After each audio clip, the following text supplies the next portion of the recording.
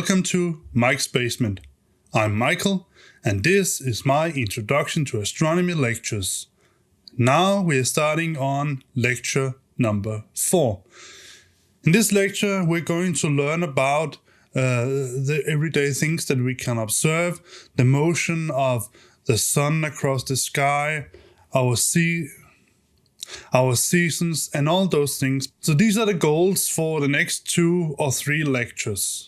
And this is what I would like for you to be able to when we are finished. So first, you should be able to explain how the seasons works, the movement of the sun across the sky, and the equinoxes and the solstice. You should be able to account for the structure of the sun, its magnetic field lines, its magnetic field, the structure of the magnetic field, and some special events in the sun. You should be able to account for the structure of the Earth, the atmosphere, and how tectonics works and what they do. And finally, you should be able to explain the structure of the moon, how it was created or formed, its surface, why its surface looks as it does, and also the moon's involvement in the tides. But first, let's talk about the seasons and the equinoxes and those things. So one of the first things that we need to discuss is how the apparent motion of the sun seems to be and how the actual motion of the sun is.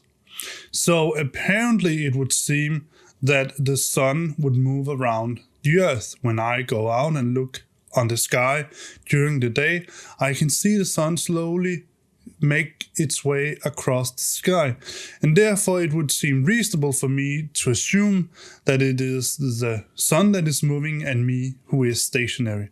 But actually now we know that it is us that is moving around, and also the sun is being the stationary one. That is the relativity of motion, if you will. And the plane that the Earth is rotating in with respect to the sun, we call that plane for ecliptica. That is very important because we use that to describe how much the orbits tilt and also how much the angle of the planets themselves compared to ecliptica. For example, we say that the rotational axis of the Earth is tilted 23.5 degrees or something like that. But that is with respect to a perpendicular line to ecliptica. So that is why ecliptica is very important to keep in mind when we talk about these things. When we talk about the seasons, we can use 4 points in time as references. We can take the spring equinox, the summer solstice, the autumn equinox, and the winter solstice. And as you can see, I've put in some dates. Those vary a little bit during the times, but generally they fall on the same dates. Also, you can see I've put in some numbers of rectiscension and declination. Those numbers represent the position of the Earth with respect to the sun, or more precisely, the way that we can look at those points. So that is how we have defined the solstice times and the equinox times. Also, you can see the culmination heights for someone here in Denmark at the different solstices and different equinoxes. We will use those numbers later on. On this illustration here, you can actually see why we have summer solstice and winter solstice and equinoxes, and also why we have seasons. If we, for instance, take the Earth at this point here, then you can see that if we take for the northern hemisphere, we'll receive a relative large amount of light, and also because of the tilt of the Earth, we will have longer days and shorter nights. If we then move on to this area here, we will have our first equinox. As you can see here,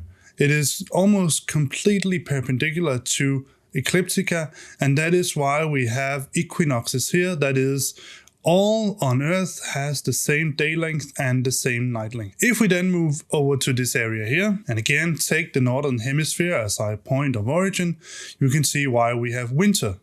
That is simply because the tilt of the Earth means that we have, first of all, the rays of the sun hits a larger area, which we will see later on, but also we have less radiation because we have shorter days and longer nights. And again over here, we have the final equinox, again you can see that the rotation of the Earth and the tilt of the Earth doesn't have any influence on the day length here. As you can see here on this image here, we have the explanation why we have winter solstice and summer solstice. So let's take the winter solstice first. At this point here, you could say that a line drawn from the sun out through ecliptica is completely parallel with the line stating the almost completely parallel, not entirely, but it is the same sort of direction like this with the rotational axis of the Earth. And that means that at that point, at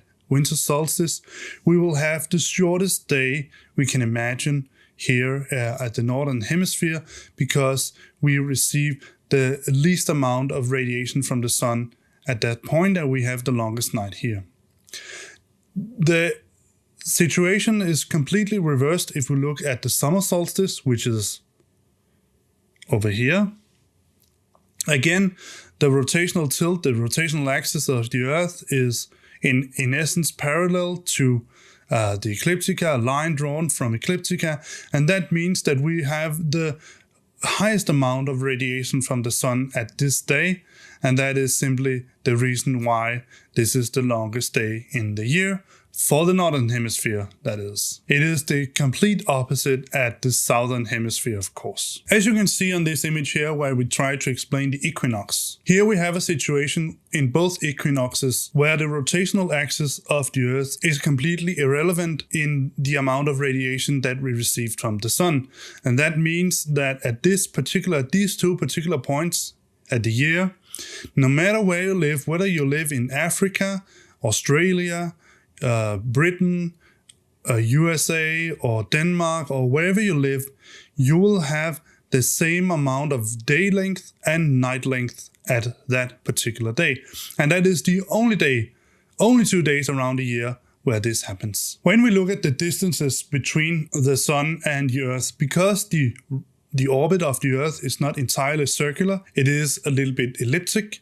That also means that there will be different distances to the sun from the Earth.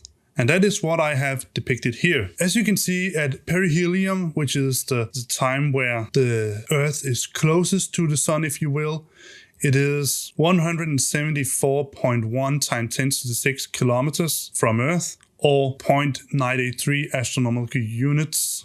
I have forgotten to rename it to AU instead of AE, but AE is an astronomical units. The mean distance is 149.6 times 10 to the 6 kilometers, or just 1 AU. And at aphelion, which is the longest distance from the Earth to the sun, we have 152.1 times 10 to the 6 kilometers, or 1.017 astronomical units. These distances will also be relevant later on. It is not numbers that I expect you to go around and remember, but it's something you need to know what is when and where. Also, it would be good if you could sort of remember the words perihelion and aphelion, because those are relevant in many other cases in astronomy where we use the word peri and aph. So the difference in solar radiation from summer and winter is simply because the angle towards the Earth is lower, if you will, at summer and higher at winter, simply because when you have summer, the sun is radiating at a more direct angle towards the Earth. That means that we get the same. If you imagine that the radiation from the Earth is this little circle that you can see here, the area of that circle is less in the summer than it is in the winter. That means that the energy from the sun is spread over a smaller area at the summer, which means that we effectively get more energy per square meter or whatever measure you want to use. And that is why we have a warmer climate in the summer than in the winter. We can put that into numbers by taking something we call the solar flux. So if we take the effect from the sun, what the sun outputs, we can calculate it using the formula here. It is simply a variant of the square distance rule. So the solar flux is actually defined as the effect per area. In this case, that is L per A, or L divided by A, but because we have just found out what the area of solar radiation is, the solar output, we put that into the formula, and then we get this F equals L over 4 pi r squared. And that is the solar flux, and L is the solar effect. So I haven't put in the perihelium and mean and aphelium here, but you can sort of see it's the same numbers. So if we look at the average radiation that we get, the solar flux that we get from the sun at these different distances, we can see that in the summertime, it is actually the case that the Earth is placed at aphelium. That means the summertime from the northern hemisphere, we are the furthest away from the sun. And conversely, at the winter, we are the closest. That is, of course, only for the northern hemisphere. It is again completely opposite for the southern hemisphere. But here you can see the solar fluxes at these different distances. And that is simply the effect per square meter. So in order to figure out how much solar radiation we actually get, we can imagine that we get a bundle of rays from the sun, which is here called the radiation bundle. I've set it to have an area of 1 meter by 1 meter, which is 1 square meter. And that is the radiation we receive when we are illuminating it directly on. That would essentially be almost the radiation you would get at equator.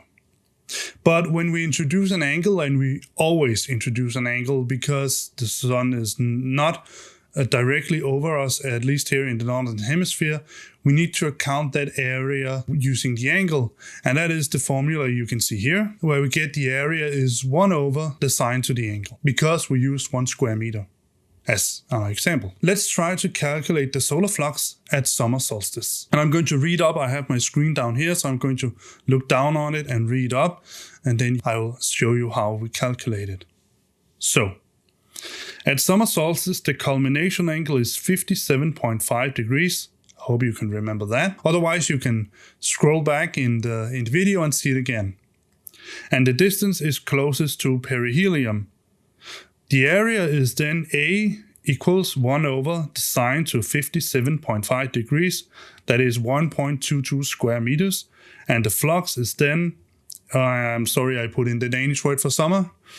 S summer, 1342 watts, because our flux was the closest to perihelium. I'm sorry, our effect was at perihelium, closest to perihelium, divided by 1.22 square meters.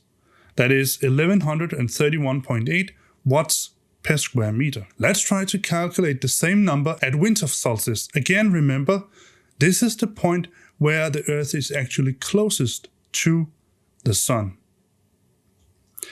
At winter solstice, the culmination angle is 10.5 degrees, here in Denmark, that is. And the distance is closest to aphelium. The area then becomes A equals 1 over the sine to 10.5 degrees, which is 5.49 square meters. Again, you can see here the light that we receive from the sun in that bundle is spread over a much larger area, which is the explanation, as you can see here, why we get less effect, less flux. The flux then becomes, again, a Danish word, I'm sorry about that, S winter equals 1434 watts divided by 5.49 square meters is 261.3 watts per square meter.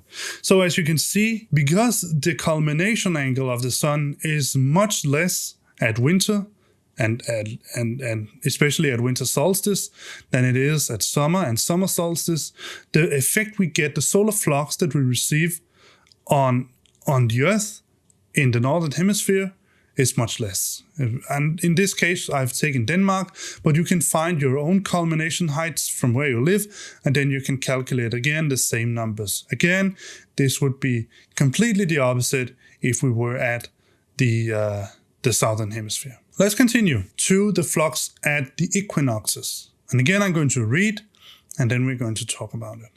At both equinoxes, the culmination angle is 34 degrees, and we can assume the distance to be the mean.